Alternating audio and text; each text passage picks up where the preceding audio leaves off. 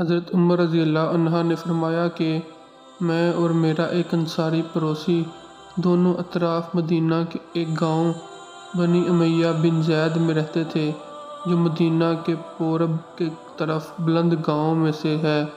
ہم دونوں باری باری آن حضرت صلی اللہ علیہ وسلم کی خدمت شریف میں حاضر ہوا کرتے تھے۔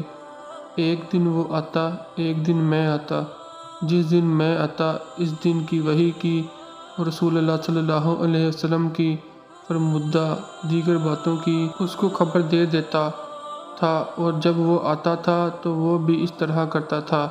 ایک دن وہ میرا انصاری ساتھی اپنی باری کے روز حاضر خدمت ہوا۔ جب واپس آیا تو اس نے میرا دروازہ بہت زور سے کھٹکھٹایا اور میرے بارے میں پوچھا کہ کیا عمر یہاں ہے؟ میں گھبرا کر اس کے پاس آیا۔ وہ کہنے لگا کہ ایک بڑا معاملہ پیش آ گیا ہے، یعنی رسول اللہ صلی اللہ علیہ وسلم نے اپنی بیویوں کو طلاق دے دی ہے۔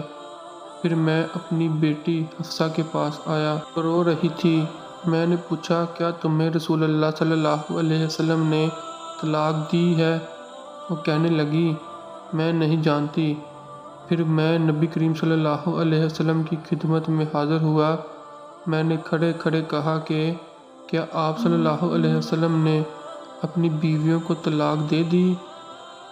آپ صلی اللہ علیہ وسلم نے فرمایا نہیں، یہ افواہ غلط ہے۔ تب میں نے تعجب سے کہا اللہ اکبر، اللہ بہت بڑا ہے۔ صحیح البخاری حدیث نمبر 89۔